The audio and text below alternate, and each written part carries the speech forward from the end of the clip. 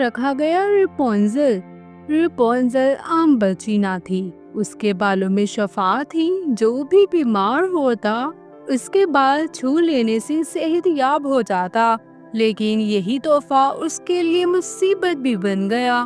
ایک ظالم جادوگرنی نے اس بچی کو چھین لیا اور ایک بلند و بالا مینار میں قید کر دیا۔ مینار کے دروازے پر کوئی راستہ نہ تھا، صرف ایک کھڑکی تھی جو آسمان سے باتیں کرتی تھی۔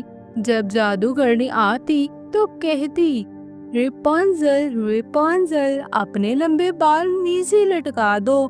ریپونزل اپنے سنہری بال نیچے چھوڑ دیتی اور جادوگرنی ان بالوں کو پکڑ کر اوپر چڑھاتی۔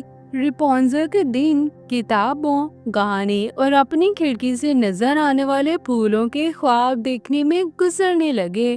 ایک رات ریپونزل نے خواب میں ایک عجیب منظر دیکھا۔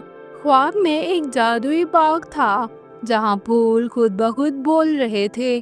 وہ پھول اسے بلاتے اور کہتے، ریپونزل آؤ ہمارے پاس، ہم تمہیں آزادی دلائیں گے۔